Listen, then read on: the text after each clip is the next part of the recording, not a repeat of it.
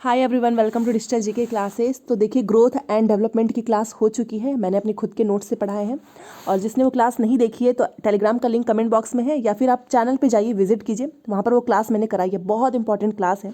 उसके बिना आप सीडीपी में स्कोर नहीं कर सकते हैं अगर आपने उसमें थोड़ा सा भी लैग किया है। तो समय कम है, बहुत छोटी सी वीडियो है, वो 10 से 12 मिनट की है, वो जरूर देखना। और आज हम कॉन्सेप्ट ऑफ डेवलपमेंट पढ़ेंगे जिसमें स्टेजेस ऑफ डेवलपमेंट के बारे में देखेंगे। और जो सीटेट ने क्वेश्चन पूछा है वही मैंने अपने नोट्स में इंक्लूड किया था। और ये आपको मैं पता ही है, देख के समझ जाएंगे आप कि मेरे खुद के सीटेट के नोट्स हैं जिससे मुझे बहुत हेल्प मिली थी सीडीपी में, स्पेशली 30 में से 30 लाने में। तो मैं वही चाहती हूँ कि आप भी मेरे नोट से पढ़िए और देखिए कि आप जो है कितना क्वेश्चंस कर पा रहे हैं। और ये कॉन्सेप्ट है, कॉन्सेप्ट आज के बाद से आपका डेवलपमेंट का एकदम क्लियर हो जाएगा। तो चलो स्टार्ट करते हैं और सब्सक्राइब वाला बटन दबा दो ताकि आपको हर एक क्लास मेरी मिलती रहे, क्योंकि मैं नहीं चाहती कि किसी एक भी स्टूडेंट्स को जो है एग्ज़ाम के बाद ये रिग्रेट हो कि अरे ये क्लास मेरे से कैसे मिस हो गई। ठीक है, और घंटी बजा देना नोटिफिकेशन बेल, सो दैट आपको नोटिफिकेशन मिलता रहे। चलो, और मेहनत पसंद आई मेरी तो लाइक भी कर देना। देखो यहाँ पर क्या लिखा है ना, कल मैंने आपको ग्रोथ एंड डेवलपमेंट एकदम बढ़िया से पूरा पोस्टमार्टम ही करके समझा दिया है। उसके बाद से आप कभी कंफ्यूज नहीं होंगे। बट आज इसमें कुछ इंपॉर्टेंट है, वो देखिए। सबसे पहले देखो, विकास जो है ना, उसका शब्द का तात्पर्य क्या है? परिवर्तनों की उत्तरोत्तर श्रृंखला है। और एक बार डायरेक्ट पूछा था कि डेवलपमेंट क्या है, तो डेवलपमेंट में वहाँ पर क्वेश्चन में ऑप्शन में ये दिया था कि क्या ये परिवर्तनों की उत्तरोत्तर श्रृंखला है, मतलब चेंजेस, ये चेंजेस की सीरीज है। ऑफ कोर्स आपके हमेशा इंप्रूवमेंट होता रहता है। और ये जो परिवर्तन होता है ना, चेंज, ये दो टाइप के होते हैं। एक होता है मात्रात्मक, एक होता है गुणात्मक। मात्रात्मक क्या होता है? जिसको आप माप सकते हैं, ये शारीरिक होता है। और गुणात्मक क्या होता है? जिसको आप माप नहीं सकते हैं। शारीरिक के साथ साथ ये हमारा मानसिक, सामाजिक, नैतिक, संवेगात्मक और भाषाई होता है। ये तो कल ही मैंने आपको समझाया था। तो जिसको आप माप सकते हो आप उसको बोलोगे ग्रोथ, वृद्धि कहते हैं। और जिसको आप माप नहीं सकते आप उसको बोलते हो डेवलपमेंट। बट मैंने आपको बोला है, अगर कहीं पर भी डेवलपमेंट अलग से पूछेगा तो वो हमारा क्या हो जाएगा? मात्रात्मक भी होगा एंड गुणात्मक भी होगा। इस पॉइंट को हमेशा याद रखना। बहुत से लोगों को लगता है कि नहीं, डेवलपमेंट मात्रात्मक कैसे हो सकता है? ऑफ कोर्स होगा ना, क्योंकि आप जो है केवल डेवलपमेंट में आपका ग्रोथ भी इंक्लूड हो जाता है अलग से। तो इसलिए आपको दोनों के साथ जाना है। चलो, अब यहाँ पर देखो, वृद्धि क्या है? तो वृद्धि जो है हमारी ग्रोथ, देखो विकास का ही एक भाग है। अभी मैंने बोला जो, देखो ग्रोथ तो अलग से आपको पता ही है ना, आपकी हाइट, आपका वेट हम माप सकते हैं। बट जो डेवलपमेंट है ना, उसके अंदर ग्रोथ भी आ जाता है। इसीलिए हम ग्रोथ को बोलते हैं मात्रात्मक एंड गुणात्मक दोनों। तो वृद्धि क्या है? विकास का ही एक भाग है। हमारे अंदर होने वाले वो परिवर्तन जिन्हें हम माप भी सकते हैं, वो वृद्धि कहलाता है। ठीक है, विकास क्या है? एक जीवन भर की प्रक्रिया है। गर्भधान, womb to tomb, conception to death, गर्भधान से ही होती है, मृत्यु तक चलता है। इतना पॉइंट आपको पता ही है। अब ये डेवलपमेंट के स्टेजेस देख लीजिए। यहाँ से ना आपको एज ये पूछेगा। यहाँ पर देखो, स्टेजेस ऑफ डेवलपमेंट। देखो, पहले एक होता है चाइल्ड, एक होता है मानव विकास। जो चाइल्ड वाला होता है उसमें 4 हैं और जो मानव विकास है उसमें 6 हैं। यह भी मैं आपको समझा दूंगी। देखो, जो ये चाइल्ड वाला होता है ना, वो 18 साल तक होता है बच्चों का। बट जो मानव विकास होता है वो 18+ होता है। ये देखिए, कंसेप्शन टू एडोलसेंस होता है, ये जो चाइल्ड वाला है। और जो मानव विकास होता है वो कंसेप्शन टू टिल डेथ, मतलब इसमें सब कुछ इंक्लूड होता है। तो ये उतना इंपॉर्टेंट नहीं है, ये बस ऐसे एक, ताकि थोड़ा सा आइडिया लग जाए आपको कि कितने टाइप्स के डेवलपमेंट होते हैं। मेन तो यहाँ से कहानी स्टार्ट होती है। ये रहा, यहाँ से एक एक उठ के क्वेश्चन पूछा हुआ है। सबसे पहले आपको याद रखना है कि सबसे पहले बच्चे का जो डेवलपमेंट होता है उसमें कौन सा क्रम होता है, ये क्रम में लगाने को पूछेगा। पहला क्रम होता है प्री नेटल, जिसे बोलते हैं गर्भावस्था, हिंदी इंग्लिश दोनों में है, जिसमें क्या होता है? गर्भधान से जन्म तक। उसके बाद से आएगा आपका इन्फेंसी, जिसे बोलते हैं शैशवावस्था, ये होता है जन्म से 2 वर्ष तक। ठीक है, अब ये चाइल्ड के डेवलपमेंट की बात हो रही है, याद रखना। उसके बाद से आता है चाइल्डहुड, जिसे बोलते हैं बाल्यावस्था, और ये होता है 2 से 12 वर्ष। एक बार एग्जाम में पूछा था कि चाइल्डहुड की एज कितनी होती है, तो वो होती है 2 से 12। ठीक है, उसके बाद से एडोलसेंस आता है, किशोरावस्था, और इसकी उम्र होती है 12 से 18 वर्ष तक। ये उम्र याद रखना। उसके बाद से आता है एडल्टहुड, जिसे बोलते हैं प्रौढ़ावस्था, और ये होता है 18 से 60 तक। ठीक है, ये 5वां हो गया। और 6वां यहाँ पर देखो लिखा है वृद्धावस्था, जो कि 60 से मृत्यु तक होता है। ठीक है, तो ये आपको क्रम याद रखना है। और ये क्या है हमारा? ये चाइल्ड डेवलपमेंट है। तो ये 5, यहाँ तक 5 है और 6वां यहाँ पर है। तो ये आपको एज इसकी याद रखना है। दूसरी चीज़, गर्भावस्था का समय पूछा है। कई बार पूछा है, और क्या पता ऑनलाइन में पूछ दे, किसी तरह से भी पूछ सकता है, ऑफलाइन में तो पूछा ही था। तो ये गर्भावस्था का समय जो है ना वो कितना होता है आपको पता ही है, 9 महीने 10 दिन, बट वो वहाँ पर डेज में और वीक में पूछा था, क्योंकि मोस्टली लोगों को पता होता है कि 9 महीने का होता है गर्भावस्था का समय, बट 280 डेज और 40 वीक ये किसी को नहीं पता होता है। तो इसलिए आपको भी ये ध्यान रखना है कि 9 महीने 10 दिन को 280 डेज बोलते हैं और 40 वीक बोलते हैं, ठीक है। अब यहाँ पर आपकी ये जो बाल्यावस्था है ना, ये देखिए इससे बहुत क्वेश्चन पूछा है, 2 से 12, इसको डिवाइड करके मैंने यहाँ पर लिखा है क्योंकि ऐसे ही आपके में क्वेश्चंस आएगा। देखिए बाल्यावस्था 2 से 12 है, और इसको डिवाइड किसने किया था, हरलॉक ने इसको बांटा था, ठीक है। 2 पार्ट में बांटा था, एक बांटा था अर्ली चाइल्डहुड और एक बांटा था लेटर चाइल्डहुड।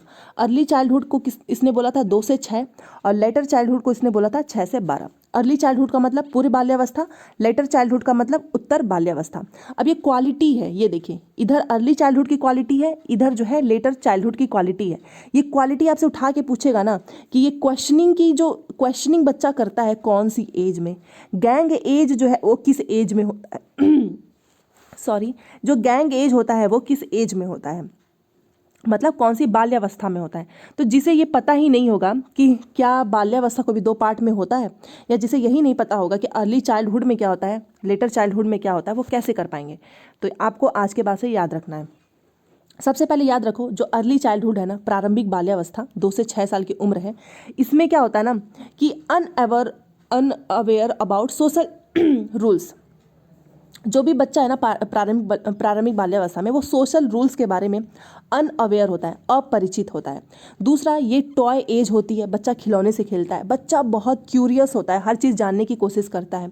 क्वेश्चनिंग एज होता है, बहुत क्वेश्चन करता है हर चीज़ पे कि पानी ठंडा क्यों है, आसमान में ऐसे बादल क्यों आ गए। वो कैब डेवलपमेंट होता है, शब्दावली की अवस्था होती है। प्री स्कूल एज होता है, प्री गैंग एज होता है।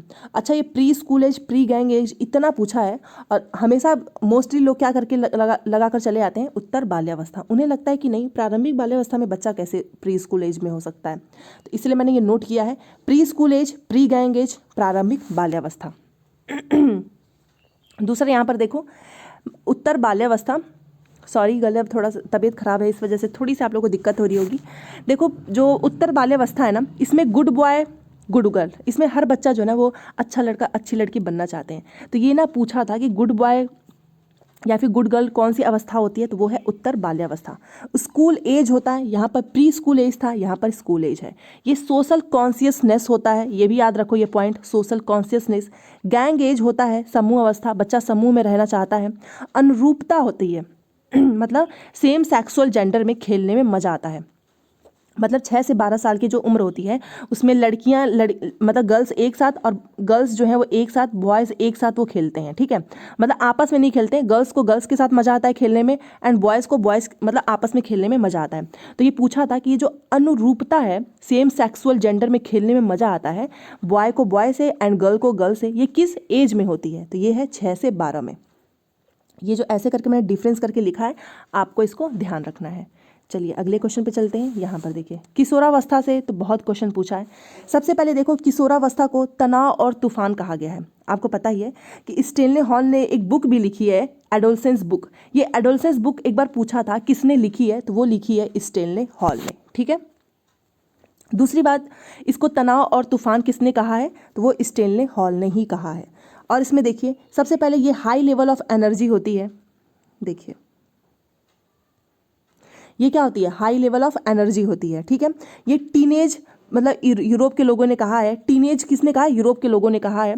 And physical plus emotional changes होते हैं, हाई लेवल ऑफ लिबिडो होता है, हीरो वर्शिप होती है इसमें, प्रजनन क्षमता का विकास होता है, problem solving and abstract logic आता है। अच्छा, ये जो मैंने पॉइंट्स नोट किया है ना, ये किशोरावस्था से रिलेटेड, ये एक एक पॉइंट ध्यान रखना। हाई लेवल ऑफ एनर्जी, प्रजनन क्षमता का विकास, problem solving, abstract logic, physical plus emotional changes, high level of libido, hero worship, ये सब किशोरावस्था की क्वालिटी है, कैरेक्टरिस्टिक्स है, जो कि आपको ध्यान रखना है। PDF मिल जाएगी टेलीग्राम पे, उसकी टेंशन मत लो, अभी ध्यान से देखो। चलो इसके बाद से देखो, स्टेनले हॉल ने एक बुक लिखी है एडोलसेंस बुक। बच्चा किस एज में अपने ग्रुप का सक्रिय सदस्य बनता है, इतना पूछा हुआ है। मोस्टली लोग प्रारंभिक बाल्यावस्था करके आते हैं। बच्चा जो है ना वो किशोरावस्था में, एडोलसेंस में अपनी एक ग्रुप का जो है एक्टिव मेंबर बनता है। सारे पॉइंट्स मैंने लिख लिया है, अब यहाँ पर देखते हैं। विकास के व्यापक क्षेत्र और आयाम कितने होते हैं? तो याद रखना, जो डेवलपमेंट है ना उसका ब्रॉड एरिया फिर डोमेन कितना होता है? 4 होता है। कौन कौन सा? पहला देखो फिजिकल, मेंटल, तीसरा है सोशल एंड 4 इमोशनल। फिजिकल को बोलते हैं शारीरिक, मेंटल या फिर लैंग्वेज दोनों एक ही होता है, इसको बोलते हैं संज्ञानात्मक या फिर कॉग्निटिव। सोशल या फिर मोरल जिसे बोलते हैं सामाजिक। इमोशनल को बोलते हैं संवेगात्मक। ठीक है, तो आप इसको आराम से याद रख सकते हो। डेवलपमेंट में फिजिकल भी होता है, मेंटल भी होता है, सोशल भी होता है, इमोशनल भी होता है। ठीक है, अब ये देखिए, ये तो आपको इसका जितने भी पेपर मैंने सॉल्व कराए हैं ऑनलाइन वाले या ऑफलाइन, सब में ये क्वेश्चन 100% आया हुआ है, इस बार भी आएगा। पूछता है कि विकास की दिशाएं कितनी होती हैं? ऑप्शन में दिया रहेगा 2, 3, 4। याद रखना 2 होती हैं। कौन कौन सी होती हैं? एक होता है सिफेलोडॉक्सिमल जिसे शीर्षगामी बोलते हैं, और एक होता है पैराडॉक्सिमल जिसे अधोगामी बोलते हैं। अब ये पूछेगा कि सिफेलो का मतलब क्या होता है। सिफेलोडॉक्सिमल मतलब सिर से पैर की ओर, ये सी से ही याद रखो, ये सी है ना, तो सी को बना दो सिर। मैं आपको याद करने का ट्रिक बता रही हूँ, इसे आपको कभी भूलेगा नहीं। सिफेलो, सी आ रहा है ना, तो सी से बना दो सिर, इसका मतलब सिर से पैर की ओर विकास होगा बस। और इसके अलावा जो बचा केंद्र से बाहर की ओर, मतलब पैराडॉक्सिमल अधोगामी, तो ये केंद्र से बाहर की होता है। तो अगर आप एक याद रखेंगे तो ये तो अपने आप कर ही लेंगे, ये भी आप ध्यान रखना। चलो अब आगे देखते हैं। ये रहा, इससे भी बहुत क्वेश्चन पूछा है। मोटर स्किल्स डेवलपमेंट, ये कितने होते हैं? तो देखो 2 होते हैं। पहला एक होता है ग्रॉस मोटर स्किल्स, एक होता है फाइन मोटर स्किल्स। और क्वेश्चन में एग्जाम में क्वेश्चन पूछा था कि ग्रॉस मोटर और फाइन मोटर में दोनों में से डेवलप किसका पहले होता है? तो डेवलप जो है वो ग्रॉस मोटर स्किल्स का, देखो मैंने लिखा भी है, पहले डेवलपमेंट ग्रॉस का होता है, बाद में फाइन का होता है। क्यों? क्योंकि फाइन में आप ना छोटी छोटी चीज़ों को पकड़ते हो, जैसे हाथ से आप पेन पकड़ रहे हो लिखना, सब्जी वगैरह ऐसे काट रहे हो, तो ये लास्ट में होता है ना। बट ग्रॉस मोटर स्किल्स का क्या मतलब होता है? क्या बच्चा जो है पहले धीरे धीरे ऐसे लेटता है, फिर धीरे धीरे बैठना सीखता है, फिर उठता है, फिर चलता है, तो ये सारी चीज़ें पहले होंगी, है ना। लास्ट में वो हाथ से पेन वन पकड़ता है, इसलिए फाइन मोटर स्किल्स बाद में होता है। तो ये भी ध्यान रखना, ग्रॉस मोटर स्किल्स पहले होता है, फाइन मोटर स्किल्स बाद में होता है। हिंदी भी मैंने यहाँ पर लिखी हुई है। और पूछा था कि बिगर मूवमेंट और स्मॉल मूवमेंट किस में होता है? तो बिगर मूवमेंट ग्रॉस में होगा, स्मॉल मूवमेंट फाइन में होगा। ये तो नाम सही है, फाइन, फाइन का मतलब एकदम छोटा छोटा, तो वो होता है फाइन में, स्मॉल मूवमेंट। ये भी आपको ध्यान रखना है। अब ये देखिए शेप ऑफ डेवलपमेंट, और ये आपको कहीं किसी और नोट्स में नहीं मिलेगा, यहाँ पर मैं आपको दिखा रही हूँ। क्यों? क्योंकि ये क्वेश्चन इतना पूछा हुआ था जिसे मैंने नोट किया है। देखो शेप ऑफ डेवलपमेंट है ना, वो पूछता है कैसा होता है डेवलपमेंट का आकार, शेप कैसा होता है? तो याद रखना स्पाइरल होता है, वर्तालुकार होता है, स्पाइरल। ठीक है, ये देखिए जैसे पहले आगे बढ़ता है, फिर पीछे मुड़ता है और हटता हुआ दिखाई देता है, ऐसे होता है देखो। ठीक है, ऐसे। तो पहले ये आगे बढ़ता है, फिर पीछे मुड़ता है, फिर हटता हुआ दिखाई देता है, तो ये हो गया स्पाइरल। दूसरी चीज़ यहाँ पर देखिए, अब किसी को भी फाइन मोटर ग्रॉस मोटर में कन्फ्यूज़न ही नहीं होगा। याद रखना ग्रॉस मोटर पहले होता है, फाइन मोटर बाद में होता है। ग्रॉस मोटर को बिगर मूवमेंट बोलते हैं और फाइन मोटर को स्मॉलर मूवमेंट बोलते हैं। इतना आपको समझ में आ गया। अब इसमें होता क्या है? फाइन मोटर में लिखने क्या होता है? पकड़ना, काटना, बनाना। जैसे हाथों और उंगलियों की छोटी मांसपेशियां शामिल होती हैं। डिफ्रेंशिएट करने को पूछेगा तो याद रखना फाइन मोटर में पकड़ना, काटना, बनाना, और हाथ और उंगली से आप कुछ भी पकड़ रहे हो, कुछ भी एक्टिविटी जैसे कर रहे हो, पेंटिंग कर रहे हो, तो वो सब फाइन मोटर स्किल्स में आता है। ग्रॉस मोटर स्किल्स का देखिए, यहाँ पर देखिए ग्रॉस मोटर स्किल्स में क्या है कि ये फिजिकल होता है, यहाँ पे ये फिजिकल होता है, चलना, कूदना, पकड़ना, पेंटिंग, लेखन और ड्राइंग। अब आप में से बहुत से लोग सोचेंगे कि ये ग्रॉस मोटर स्किल्स में पेंटिंग कैसे आ चुकी है। देखो अलग से अगर आपको पूछेगा ना फाइन मोटर स्किल्स या ग्रॉस मोटर स्किल्स, देन आपका तो फाइन में छोटी छोटी चीज़ें आ जाएंगी, बट ग्रॉस मोटर स्किल्स में तो सब कुछ इंक्लूड हो जाएगा ना। बिगर मूवमेंट्स में फिजिकल में कोई भी कर रहे हो, आप चल रहे हो, कूद रहे हो, पकड़ रहे हो, पेंटिंग भी आती है इसमें लेखन और ड्राइंग भी आता है। तो ये आपको ध्यान रखना है। फाइन मोटर में चलना, दौड़ना, उठना, बैठना नहीं आता है, बट ग्रॉस मोटर में सब कुछ इंक्लूडेड होता है। तो ये मैंने इसलिए नोट किया है क्योंकि एक बार ऐसा क्वेश्चन था जिसकी वजह से गलतियां बहुत हुई थी कि पेंटिंग आया था, लिखना, ड्राइंग, और ऑप्शन में ना फाइन मोटर नहीं दिया था, केवल ग्रॉस मोटर दिया था। तब आपको ग्रॉस मोटर के साथ जाना है। लेकिन अगर कहीं पर भी ये पकड़ना, काटना, बनाना ऐसा आ रहा है और ऑप्शंस में ग्रॉस मोटर भी दिया है, फाइन मोटर भी दिया है, देन आपको फाइन मोटर के साथ जाना है। ठीक है, तो ये सारी चीज़ें मैंने आपको बता दी हैं। तो हमारे 2 टॉपिक्स कंप्लीट हो चुके, ग्रोथ एंड डेवलपमेंट, एंड आज मेरा डेवलपमेंट का भी पूरा कॉन्सेप्ट क्लियर। सीडीपी की मैंने जीन पियाजे हो गई, वाइगोत्स्की हो गया, कोलबर्ग, ये तीनों के सारे टॉपिक्स मैंने कराए हैं। और जो भी सीडीपी के सारे क्लासेस देख लेगा ना 100% उसके 30 में से 30 नंबर आना तय है। ठीक है, तो मिलते हैं नेक्स्ट क्लास में। तब तक अच्छे से प्रिपरेशन करो, सबका नंबर बहुत अच्छा आएगा, सीटेट सब पास हो जाएंगे। बस आप तैयारी अच्छे से करते रहिए और जाते जाते सब्सक्राइब कर लीजिए ताकि अगली जो मेरी वीडियो है वो आपको सही समय पर मिल जाए। Thanks for watching.